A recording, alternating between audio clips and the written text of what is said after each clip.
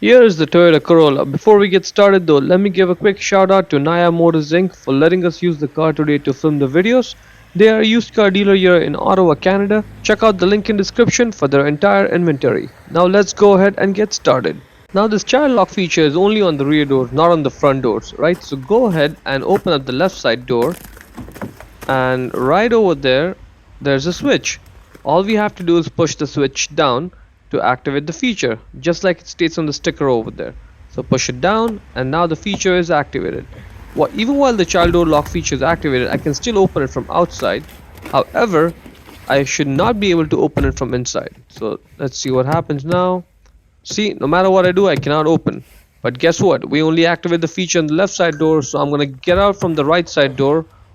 Let's open up the door from outside now, and let's deactivate the feature. Push it up and we're done.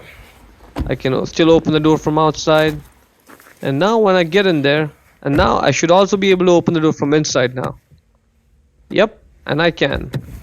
Let's try this for the right side door. Exact same process, same switch, same position, same everything.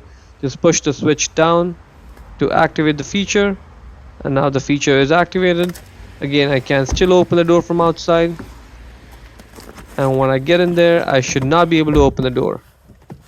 See, no matter what I do, I cannot open it. However, what I'm going to do is I'm going to get out from the left side door, because as I just demonstrated, you have to activate this feature individually for each of the doors. So if you've got a kid in the back seat, make sure you activate this feature on both the doors individually. Otherwise, the kid could just scoot over to the other side and open the door accidentally, and you don't want that, right? For now, I'm just going to open up this door, open the door from outside, and let's deactivate the feature. Push it up. Let's get in there. And now I should be able to open the door from inside.